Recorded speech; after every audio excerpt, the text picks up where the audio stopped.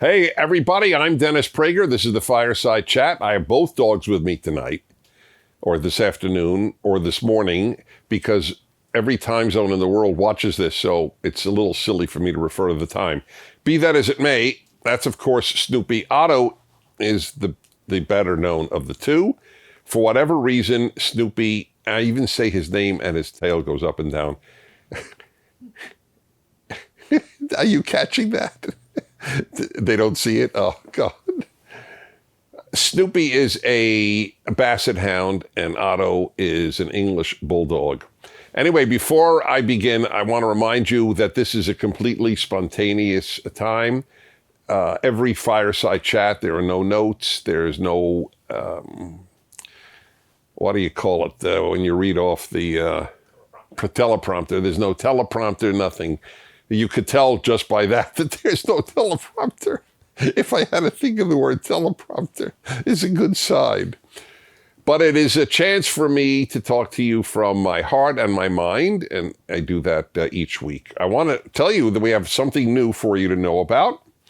It's at PragerU.com. It is Otto Socks, which features a very realistic, beautifully cartooned illustration of Otto, the Otto, with his tongue out, Fireside Chat on the bottom, and PragerU.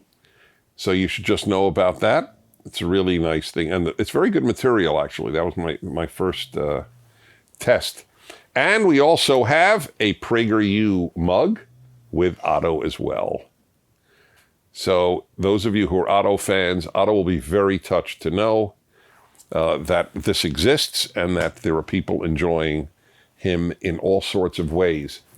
So I'm going to talk to you about a very difficult subject, but I want you to think about this even if you differ with me.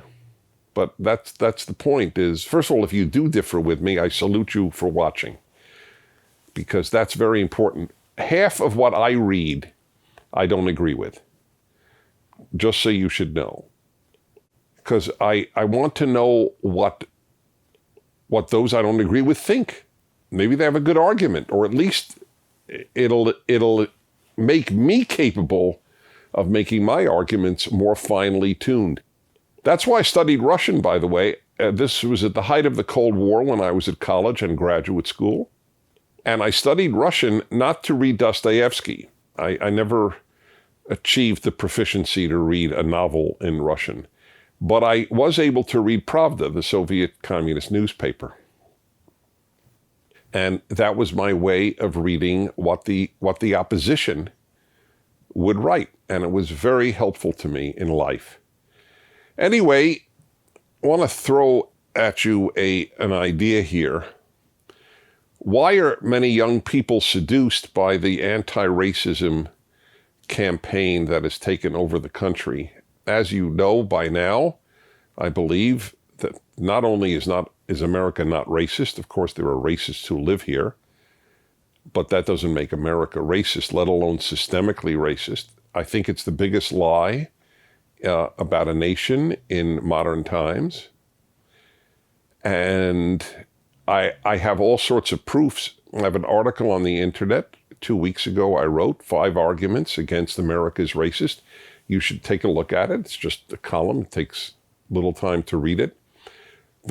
The most obvious argument is whenever people point to how racist the country is, overwhelmingly it's about trivia. Uncle Ben's rice is racist. They had to take Uncle Ben. This was an actual black man in the 1930s who people so admired because he was such a good entrepreneur and made good rice. It was called Uncle Ben's rice. Why are they taking his picture off? He looks perfectly wonderful.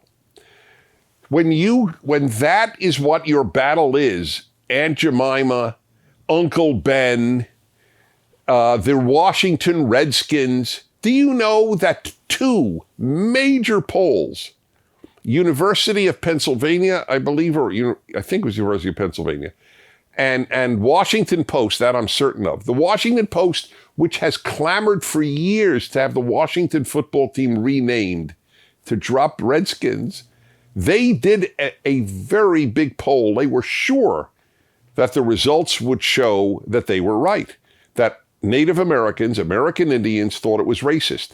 90%. This is the Washington Post poll 2 years ago. 90% of Native Americans don't care. Many of them, I don't remember the percentage, thought it was an honor. There is an Indian reservation in Arizona that has a high school. I forgot the name of the high school, but there's a high school and its name is the Redskins on an Indian reservation. There's nothing racist about Redskin. There's nothing racist about Uncle Ben, about Aunt Jemima. And all of these things prove how little racism there is in America that you have to concentrate on such trivia. That people were impassioned about the Washington Redskins name or the Cleveland Indians. I'll never forget, somebody called my show, because I've been talking about this for years. One of my favorite calls on my radio show, guy calls me up. Hey, Dennis, so you defend Cleveland Indians? What would you think if a team were named the Jews? I'm a Jew, so he asked me that. So I said, sir, Jews have been looking for fans for 3,000 years. That would be a great moment in Jewish history. Yay, Jews! Jews, go! People don't think clearly. I think it would be awesome if there were a team named the Jews.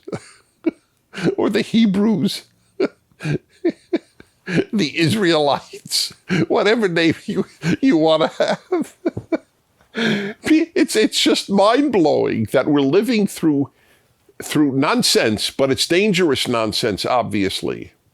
So why is this anti-racism hysteria? Racism is evil, okay? It's a given. But there isn't systemic racism in this country. And when you have to go to Uncle Ben and the like, and microaggressions, which are not racist. To say there's only one race, the human race, is actually anti-racist. If you think there's only one race, how could you be racist, right? By definition. So why are so many young people, and not just young, but I want to address the young, attracted to this? It is very attractive to think that you are doing good. It makes you feel good. That makes perfect sense. So when there's a cause that sounds good, and anti-racism is good, there's no way around it. So this has been the appeal of left-wing movements since communism. Hey, the communists said, we're against fascism. Who's not against fascism? If you're a good person, you're against fascism. But the movement that was against fascism, theoretically, called communism, was evil. It slaughtered way more people than fascism. You don't learn about that stuff, about Mao and about Stalin and about Pol Pot. You don't learn about that stuff, unfortunately, in schools. We have a very important video up at PragerU. Why don't people hate communism as much as Nazism? It's worth devoting 5 minutes to watching that. So people are seduced because there's something inherently wonderful about being anti-racist. But the movement itself is a terrible movement. And it is undoing the greatest country ever made. And I don't say it because I'm American. There's proof. This is the country most people in the world would want to move to more than any other. Poll after poll. And by the way, I want to remind you, I have told you over and over, 2 million black Africans have moved to the United States in the last 20 years. I kept saying 50 years. It's 20 years. 2 million black Africans. But I didn't know this until I looked it up. Another 1 million blacks have moved to the U.S. from the Caribbean. Why would these people move to a systemically racist country? Are any Jews moving to Iran? I mean, think about the absurdity. What, are they all stupid? You're moving to America? That's a systemically racist place. Did you see Uncle Ben? Right? And this is, and they do well. They do very well when they move here. Nigerians do better than whites. Statistically, on terms of income, Nigerians, that's a West African country, major country in West Africa, do better in the U.S. than whites do.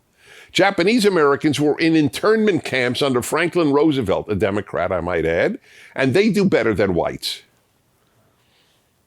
If you work hard, this is called a microaggression. If you work hard, don't have children before you get married, you will succeed. Why is that racist?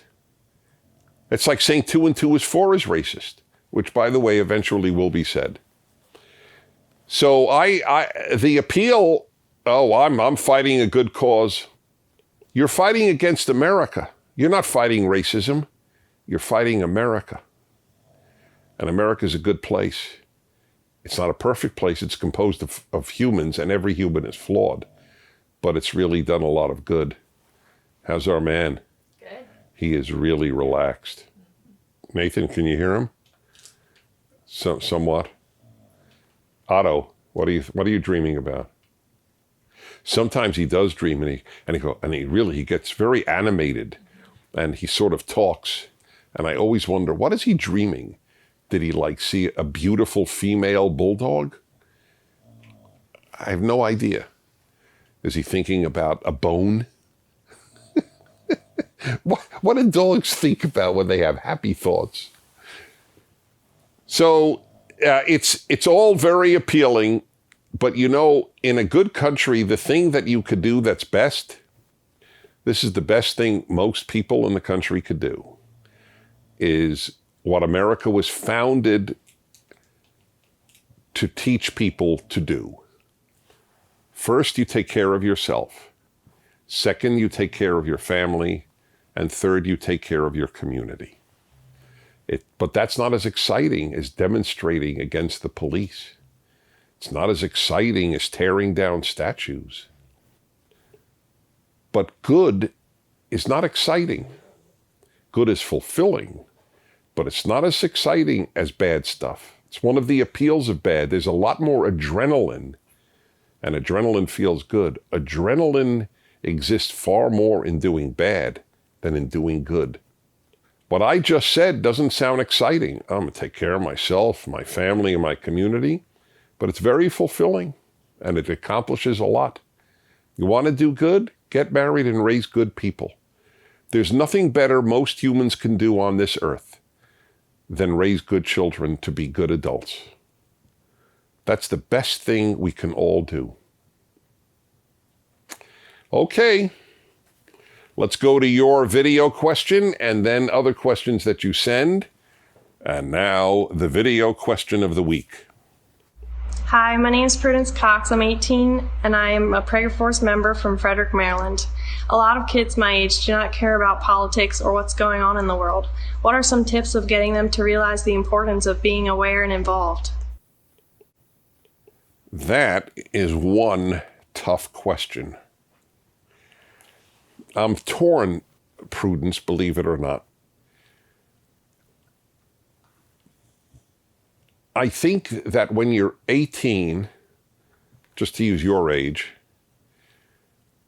the ideal is to learn about life, learn wisdom, and learn how to be a good human being. To learn to fight the worst parts of yourself. Everybody has to do that. I'm not a big fan, generally speaking, of activism at a very young age. I want you to be active in your community and in your school and to do good things. But this notion that you have to be part of some gigantic cause, I mean, if there is some tremendous evil, yes, you're right, but America doesn't have a tremendous evil to battle. It's a good country. However, the irony is, because there is this anti-American force of the left, not of liberals, but of the left, I guess I do want you to get involved. That's why we have PragerU. And how do you convince one of your peers, tell them, I guess first you have to make the case that, we're very lucky to be American and to live in America. Don't take this for granted. This could be torn down. And we, the young people, will be stuck with a future with little freedom, massive controls on our life by an ever-expanding government, and a debt that we will make it impossible for us to accumulate our own wealth. And I don't mean $1 billion wealth. I mean just wealth so that you could be independent. Your generation clamors for free college and free housing, and not just your generation, the whole left does. Who's going to pay for it? The rich? How much money do you think the rich have? If you took all the money from Bill Gates and Jeff Bezos and the other many times over billionaires, you could not pay for all that. We're talking about trillions of dollars in debt. These people don't have trillions of dollars. I don't know the number, but if you added up all the money in the top 100 richest people in America, let's say you would get, I don't think you would get to $1 trillion, but let's say you did. We're $20 trillion in debt. How will that be paid? And you want more free things? Anyway, the other thing you should do is show them PragerU videos. And I know it doesn't sound funny. And I don't know what it sounds like, but that's why we make them.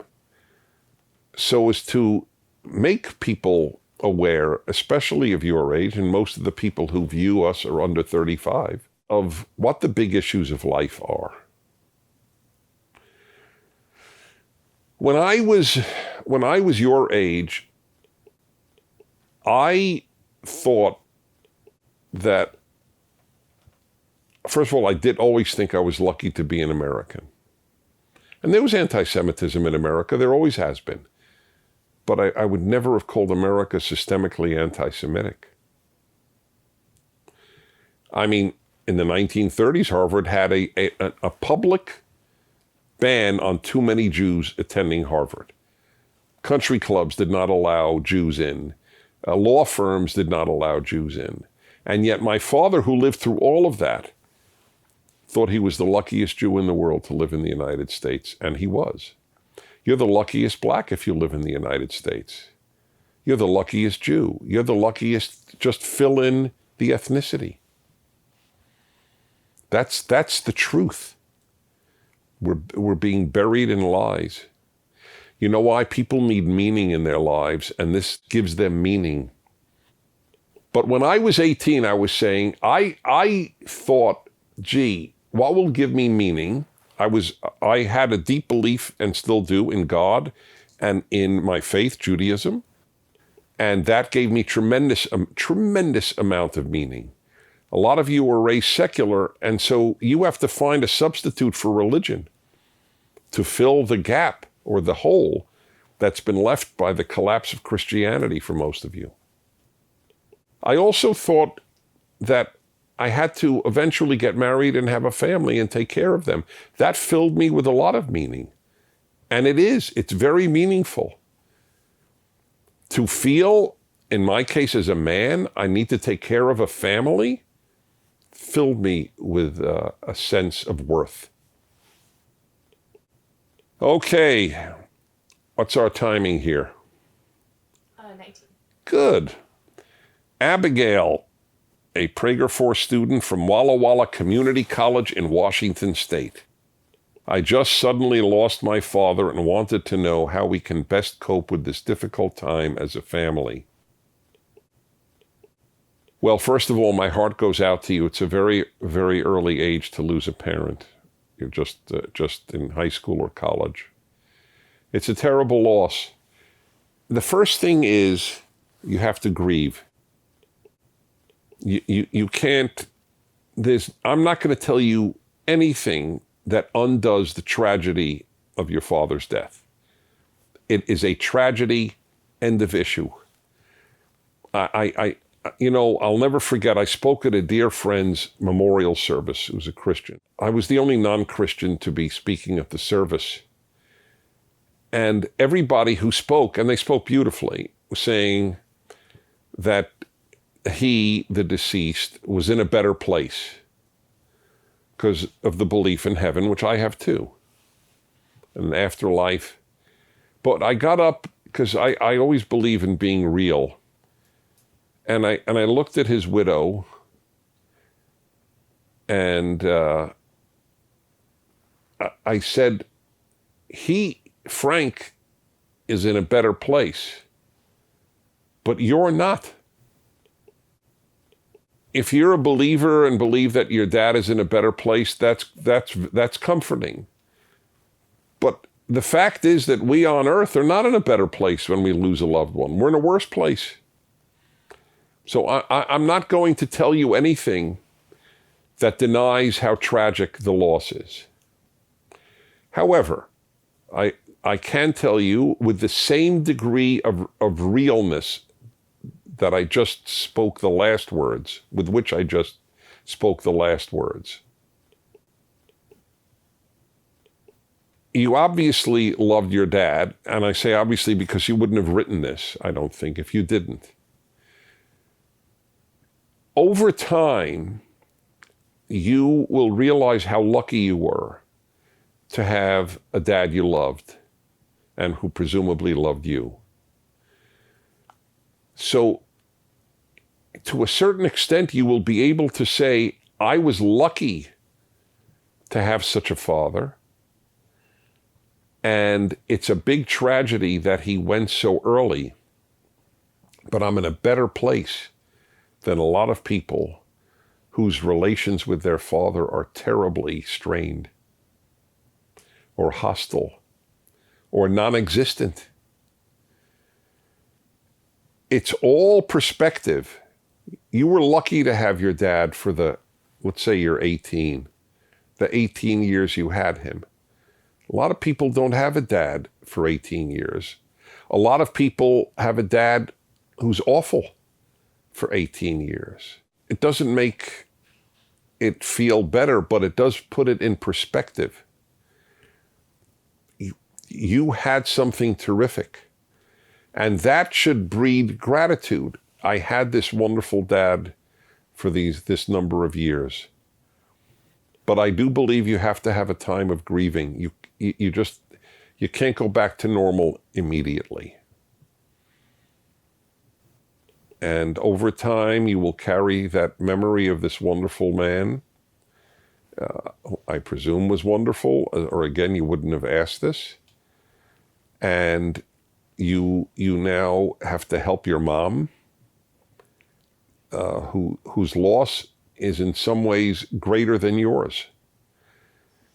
Because she lost her partner. You didn't lose your partner, you lost your dad. And the loss of a life partner is a terrible loss. So my heart goes out to all of you, and especially your mother, on the assumption, because you wrote your family grieving, I assume they were intact. Okay. Maybe name a son that you will have hopefully one day after your dad. Okay, John, 60, Lake Forest, California. Do you ever feel your passions are burdensome? In other words, do you ever think to yourself, life would be much easier if I didn't care so much about so many things? Yeah, I think about that all the time. But I've never believed that the purpose of life was to have it easy. So therefore, it doesn't play a negative role in my life. That's why I gave my fireside chat on safety. The purpose of life is not to be safe. The purpose of life is not to have it easy. The purpose of life is to lead a fulfilling life and do as much good that you can, as you can. So yeah, of course, if I didn't care, it would be easier. So what would I care about then? Sports and movies? I'm not knocking it. They have their role in life, sports and movies. But sports and movies are diversions. They can't be the essence of my passion. Okay, Peter, 37, Copenhagen, Denmark. Hi, Dennis. Hello, Peter. I have watched all, he capitalized all, your fireside chats. Gives me a certain joy to know that. You're sitting in Copenhagen and I'm sitting in California and you watch me every week. I'm very touched by it. You are the first one who talked to me about marriage. That means a lot to me. That's right. You know the number of men whose wives have told me, or they have told me, got to tell you, Dennis, because of you, my husband married me. I get that a lot because men know I'm a man's man. I am. I'm a masculine man. Now, for those of you who don't give a damn about masculinity, it's not a boast, is it? But I know I am. And you should know you are. Men should aspire to be masculine. It's a very good thing to aspire to. We are not women. Women should aspire to femininity. But of course, that's a put down. I don't exactly know why that's a put down. It's a compliment. But anyway, so men listen to me. And they don't have many masculine models anymore. When I did, I had my father and my uncles and my teachers. These were all masculine males and movie figures. They're tearing down John Wayne because he said some awful things. John Wayne, people didn't know the awful things he said. That's not what he was known for. He was known for being a powerful male. That's a very good thing for boys to have. Anyway, it was just a thought on, yes, you're happy I've talked to you about marriage because you don't hear it much. Then he has another thing. My question is a lighter one. Who would win in an arm wrestle, you or Ben Shapiro? I don't know. I can only tell you I'm 6'4", 265 pounds, and I lift weights. So I can't, I'm not commenting. Obviously, I don't know, what Ben is doing physically, but I'm a big guy and a strong guy. But that would be very funny. I'll tell Ben that somebody in Denmark was curious about this. Okie dokie. Evan, 35, Kirkland, Washington. Hi there, Dennis. Yep. Longtime viewer of your fireside chats. I showed someone your Prager University video about free speech on college campuses, but they suggested that it's fine for colleges to restrict free speech as long as they're private colleges like Stanford or Harvard. What are your thoughts on this? Your friend is confusing fine with legal. It is legal to suppress free speech in private colleges, but it isn't fine. Life consists of a huge diversion between the legal and the good. There are so many terrible things you could do that are legal, right? It's just the way it is in life. Not every bad thing is illegal. You could be a miserable, mean, cruel, rotten person and not violate any law. Colleges that suppress free speech are despicable. And you shouldn't spend 10 cents to send your child there. Because they're not being taught, they're being indoctrinated. So yeah, it's legal, but it isn't fine. How are we? 29. 29. Well, next one is from Lithuania. What do I do? Next week will be Lithuania. Next week we will talk to Gabija, a 16-year-old in Vilnius. I visited Vilnius, had a great time in the Baltic states. Well, my friends, don't forget the Otto socks and mug. And it is a joy to be with you. I'm Dennis Prager, and I'll see you next week. Thank you for watching. If you'd like to keep these fireside chats free, please do by donating to PragerU.